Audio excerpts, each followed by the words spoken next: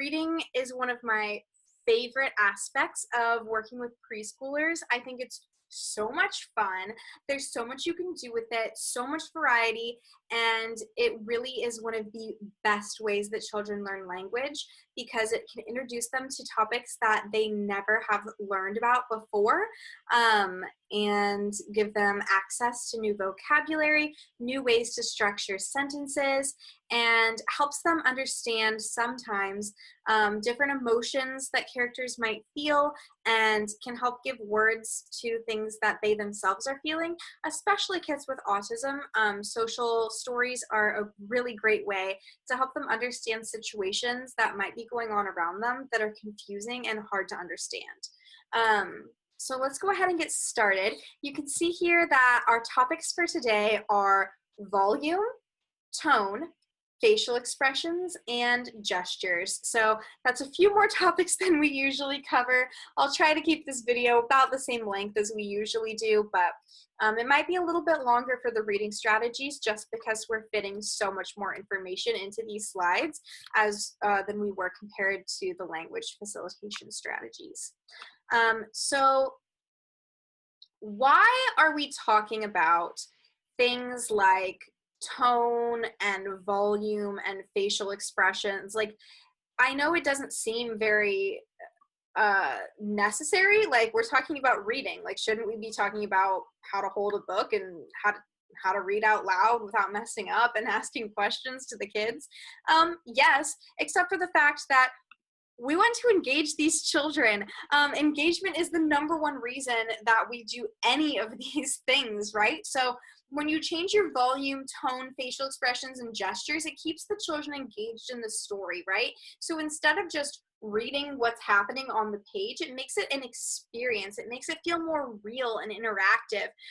They feel a lot more drawn into it, and the more engaged they are, the more language they're going to get out of it. It can also help you facilitate what's happening in the book. So some things might not come across very well if you're just reading very flat. So if you're holding the book and saying, Sarah went into the cave, Sarah saw a bear. Yeah, you're reading those words, but the kids aren't going to care. But if you're slowing down your rate of speech and you're talking quieter, or you're having a very low voice, then it's going to make the child sort of perk up and be like, wait, what's about to happen? They're actually going to pay attention to what you're going to say. And then if they're listening to the story, they're going to get more language out of it. It also makes them want to participate more when you're asking questions, which is going to increase language opportunities. And then last but not least, this is the most important thing I can drive home in this entire semester of training, is that the more kids like to read, the more they want to read, okay? And I'm sure a lot of you guys have experienced this before. If you don't like to read, you don't, like as an adult. And the same thing goes for kids. If kids like to read, they're going to read. The more they read, the more language they get. And the more language they get, the more that they're going to want to continue reading, because reading is easier and they like doing it. On the flip side, if a child has low language, reading is hard. They're not going to want to do it. And they feel like it's a struggle to read. It's not fun to read. But then because they're not reading, they're not getting all of that language input that's so vital for kids in these books. Reading is the best way to learn. Past 4th grade, there's a saying that goes, you learn to read and then you read to learn, right? So up until like 4th grade, like all of elementary school, you're learning to read. But once you learn to read, eventually, as you guys know, you're all college students or out of college at this point, you use textbooks to increase your knowledge. You use recreational reading as a way to learn about new life experiences and as a way to enjoy your time. And so we want to increase the children to have that positive cycle of, I like to read, I'm getting more language, so then reading's easier, so I want to read more, versus the negative cycle of, reading's hard, I don't want to read, they're not getting language, so then it gets even harder, and then they're like, now I definitely don't want to read. So we really, our job at this point is to create that love for reading as early as possible, because the earlier they start, the easier it gets, and the more opportunities they have to learn language at a young age when their brains are developing rapidly. Before we talk about anything else, before we decide what facial expressions we're going to use, what we're going to say at certain points in the story, what do you guys think we need to do? Read the book. Actually read through it, not just once, but twice. The first time you read through it, you're literally just going to read the book to be familiar with the characters, what happens,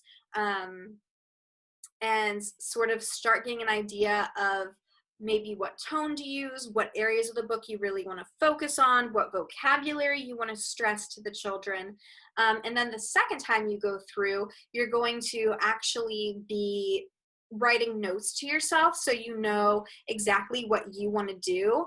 And that was one of the most beneficial things I learned about when I started working with preschoolers in undergrad, was reading the book before you do anything, one time just to read it, and then another time to go through and start adding notes to yourself.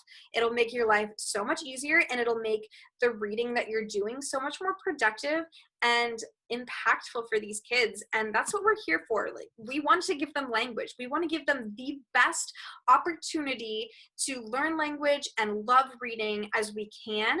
And so always just keep that in the back of your mind.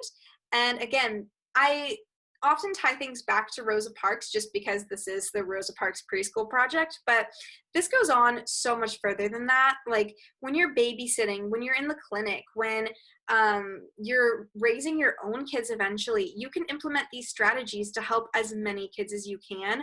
And it really is, I'm not kidding you, my favorite part of everything of working with kids.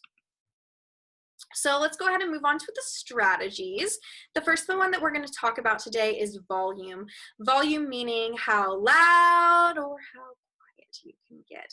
And there are a lot of different aspects of volume that we're going to get into. So to start, let's talk about the benefits, okay? So as I've stated before, changing your volume can keep the children engaged, and it can be a way to highlight certain events in the book. So if something sneaky is happening, you might want to be a little bit quieter. Or if something really exciting is happening, you might want to get really loud, because it's going to help give a physical signal to the kids of what's happening beyond the language. So how to use this is you're going to read majority of the book at a normal inside volume. And then during that read through, I said you're going to take some notes. We keep sticky notes at Rosa Parks. And what I would encourage you to do, and what my undergrad supervisor encouraged me to do, was to write notes of when you want to be quiet, to make the story more impactful, or when to be loud. So you're going to be loud at the climax of the story when something really sudden is happening. So say you pause before you turn the page, and then all of a sudden, oh my goodness, she fell! Or something exciting. Quiet, like I said, something mysterious, a secret, if it's bedtime and time to be one thing I've found, just anecdotally, I don't have research on this, is that if children are starting to get restless when you're reading the book, like wiggling around, maybe starting to not keep their hands to themselves, if you go from loud to quiet really suddenly, they're just going to stop what they're doing and look at you and start paying attention again, because it's signaled that something's happened. Right? So if you're already being quiet and then get louder, it's sort of that same phenomenon, I guess. I'm sure you all remember in elementary school when it's loud and then all the kids are like, shh, shh, shh, and it just increases the loudness, but then the louder it gets, the louder the other kids get, so they can continue hearing themselves talking over everybody else. So that creates like this vicious getting louder cycle, versus if you're talking really loud, it kind of scares the kid. They're like, wait, why did it get quiet? Like, what just happened? And then they're going to pull out of whatever they're doing and focus back in on you.